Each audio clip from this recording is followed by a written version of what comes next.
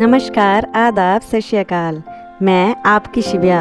आज हम आपसे बहुत इंटरेस्टिंग स्टोरी शेयर करने जा रहे हैं जो कि भगवान श्री कृष्ण और सत्यभामा के बारे में है। कहानी को एंड तक ज़रूर सुने और हमारा चैनल लाइक सब्सक्राइब करना ना भूलें। तो चलिए कहानी को शुरू करते हैं। एक समय की बात है, श्री कृष्ण जी और नारद जी की मुलाकात हुई। कृष्ण जी ने नारद जी का आदर सहित स्वागत किया। इससे प्रसन्न होकर नारद जी ने भगवान श्री कृष्ण जी को परिजात पुष्प दिया। श्री कृष्ण ने ये परिजात का पुष्प रुक्मिणी जी को दे दिया। श्री कृष्ण जी के संकेत से रुक्मिणी जी ने ये पुष्प अपने जूड़े में बांध लिया, जिससे उनकी शोभा और बढ़ गई। ये देखकर नारद जी ने कहा, हे सौभाग्यवती, ये पुष्प कभी मुरझाएगा नहीं और इसकी खुशबू पूरे 1 वर्ष तक बनी रहेगी। जब आप चाहें इससे शीतलता मिलेगी और जब आप चाहेंगी ये आपको गर्माहट भी देगा। इसे धारण करने से भूख, प्यास, वृद्ध अवस्था और किसी प्रकार का दुख पास नहीं आता। जिस समय महर्षि नारद रुक्मिणी से ये वार्तालाप कर रहे थे, उस समय सत्यभामा और कृष्ण जी की बाकी रानियां भी उपस्थित थीं। ये सुनकर बाकी सभी रानियां मायूस हो गई कि ये पुष्प हमें क्यों नहीं मिला, पर मन ही मन में ये सोचकर संतोष कर गई, रुक्मिणी बड़ी और पुत्रवती है, इस नाते इसे पाना उसका अधिकार है। पर कृष्ण जी की प्रिय प्रेयसी सत्यभामा रुक्मिणी पर ईर्ष्या से भर गई।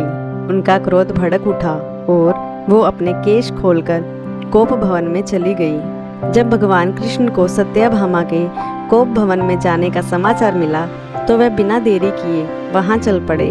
वहां जाकर कृष्ण जी ने सत्यभामा से पूछा, प्रिय प्रीतमा, तुम्हें क्या कष्ट है?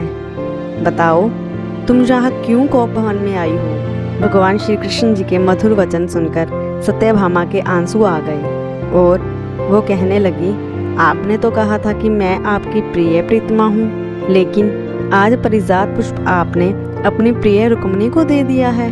इसका मतलब आपका उस पर मुझसे ज्यादा स्नेह है। ये सुनकर भगवान श्री कृष्ण ने कहा, बस इतनी सी बात पे तुम इतनी परेशान हो गई हो?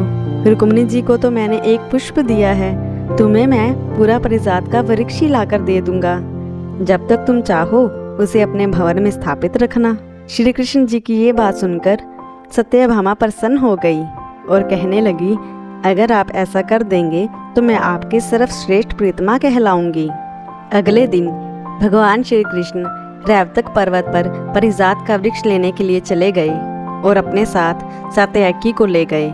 अपने बेटे प्रद्युम्न को अपने पीछे आने के लिए कह दिया। परिजात लेने की इच्छा से श्री कृष्ण देवों के बगीचे में आ गए। वहां पर बहुत सारे योद्धा परिजात के वृक्ष की रक्षा कर रहे थे। कृष्ण ने परिजात को उखाड़कर गरुड़ की पीठ पर रख लिया। परिजात कांपने लगा और भगवान के सामने नतमस्तक हो गया। ये देखकर कृष्ण ने उसे यकीन दिलाया कि उसे किसी प्रकार की चिंता करने की आवश्यकता नहीं है। परिजात के रक्षकों ने श्री कृष्ण पर हमला नहीं किया, लेकिन इंद्र के पास चले गए और बताने लगे कि भगवान कृष्ण परिजात वृक्ष को बलपूर्वक उखाड़ कर ले जा रहे हैं। ये सुनते ही इंद्र ऐरावत पर सवार होकर चल पड़े और उसका पुत्र जयंत भी साथ में आ गया। अपनी अमरावती नगरी के पूर्व द्वार पर कृष्ण को देखकर पूछा कि हे मधुसूदन, आपने ये कार्य क्यों किया? श्री कृष्ण ने इंद्र का स्वागत कर कहा कि तुम्हारी भाभी को इसकी आवश्यकता है, इसीलिए लेकर जा रहा हूँ। इस पर इंद्र बोले कि हे यदुवंशी, आप इसे यहाँ से परिजात के वृक्ष को लेकर नहीं जा सकते। आपको मैं ऐसे ना जाने दूंगा, आपके राह में बाधा डालूंगा। ये कहकर उन्होंने अपना ऐरावत उनके रास्ते के आगे खड़ा करके उनका मार्ग रोक दिया। श्री कृष्ण जी ने भी ये देखकर मुस्कुराकर अपने बाण से ऐरावत को घायल कर दिया। तब इंद्र ने गरुड़ के पंख को अपने बाणों से छेद दिया। दोनों में युद्ध आरंभ हो गया। इंद्र और कृष्ण आपस में एक दूसरे पर बाण चलाने लग गए और दूसरी तरफ प्रद्युम्न ने जयंत का मुकाबला शुरू कर दिया। सात्यकी ने इंद्र की सेना से युद्ध करना आरंभ कर दिया। दोनों पक्षों की तरफ से युद्ध चलता रहा और कोई निष्कर्ष ना निकला। संध्या काल हो जाने के कारण युद्ध को रोक दिया गया और इंद्र पुष्कर तीरथ से निकलकर एक शिला बनाकर विश्राम करने लगे। दूसरी तरफ भगवान श्री कृष्ण जी ने स्नान आदि करके भगवान शंकर जी की स्तुति करने लगे। कृष्ण जी द्वारा स्तुति को सुनकर भगवान शंकर ने अपना दाहिना हाथ उठाकर कहा कि श्री कृष्ण, आपके परिजात वृक्ष को लेके जाने की मनोकामना पूर्ण होगी।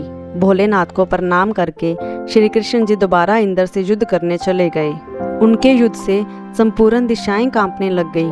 भूमि, आकाश, स्वर्ग में प्रलय आ गई। ये देखकर ब्रह्मा जी ने कश्यप ऋषि को अपने पास बुलाया और उनसे अनुरोध किया, आप जाकर युद्ध रोकें। तब कश्यप जी और उनकी पत्नी अदिति रथ में बैठकर युद्ध स्थान पर आ गए। जैसे ही कृष्ण जी ने और इंद्र ने कश्यप ऋषि को देखा, उन्होंने युद्ध रोक दिया। फिर कश्यप ऋषि ने दोनों को अपने पास बुलाकर संधि कराई।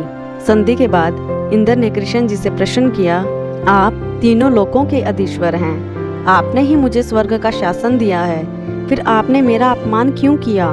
कृष्ण जी ने उत्तर ना दिया, सिर्फ मुस्कुरा दिए। इंद्र ने कृष्ण जी को प्रसन्नता पूर्वक परिजात वृक्ष दे दिया और कहा, इसे प्रेम पूर्वक अपनी पत्नी को दे देना और कार्य पूर्ण हो जाने के बाद इसे नंदन कानन पुण्य स्थापित कर देना। कृष्ण जी ने इंद्र का धन्यवाद किया और परिजात वृक्ष समेत द्वारकापुरी आ गए। परिजात वृक्ष पाकर सत्यभामा बहुत प्रसन्न हुई और उन्होंने अपना सारा अनुराग श्री कृष्ण पर लुटा दिया। कहने लगी, अब आपने साबित कर ही दिया कि मैं ही आपकी प्रिय पत्नी हूँ। आपको हमारी ये स्टोरी कैसे लगी कमेंट सेक्शन में ज़रूर बताना।